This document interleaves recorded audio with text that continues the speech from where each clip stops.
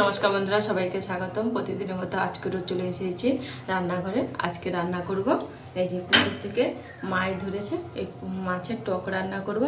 এই যে ভেন্ডি আর আলু দিয়ে, আর এই যে বরবটি চচ্চড়ি। তাহলে পুরো ভিডিওটা প্রথম থেকে শেষ পর্যন্ত দেখতে থাকুন। মাছে লবণ হলুদ মেখে মাছগুলো ভেজে নেব। মাছগুলো ভাজা হয়ে গেছে, এবারে তুলে নেব।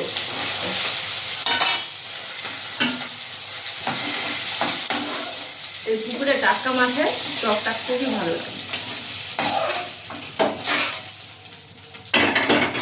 কড়াইতে তেল দিয়ে দেবো।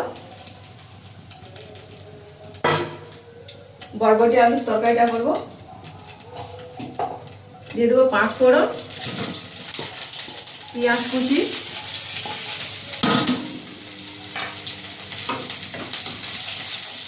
এখানে বেশি কিছু মশলা অ্যাড করবো না। বরবটি আর আলুটা কেটে রাখা,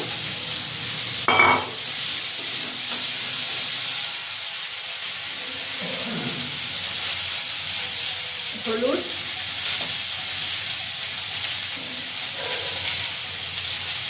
লবণ আর দিয়ে দেবো পরিমাণ মতো লঙ্কার গুঁড়ো। দিয়ে নাড়াচাড়া করে ভালো করে সবজিটা কষে নিয়ে জল দিয়ে দেবো। বরবটি চচ্চড়িটা হয়ে গেছে, এবারে এই যে একটু আলুগুলোকে ভালো করে ঘেঁটে নিয়ে নামিয়ে নেব। নিয়ে কড়াইটা ধুয়ে বসিয়ে দেব। কড়াইটা ধুয়ে বসিয়ে দিয়েছি, কড়াইটা গরম হয়ে গেছে, এবারে তেল দিয়ে দেবো। দিয়ে দেবো 5 ফোড়ন, 2 কাঁচা লঙ্কা, কেটে রাখা ঢেঁড়স আর আলু,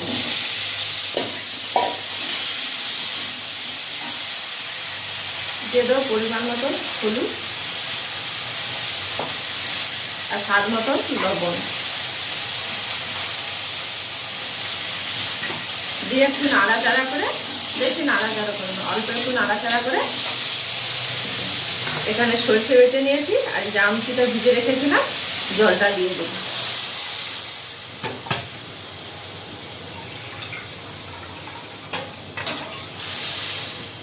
দিয়ে ঢাকা দিয়ে দেবো। টকটা ফুটে গেছে, এবারে মাছগুলো দিয়ে দেবো।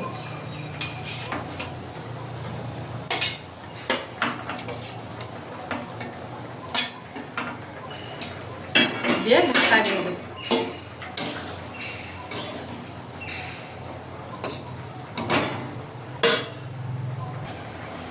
মাছের টকটা হয়ে গেছে, এবারে নামিয়ে নেব।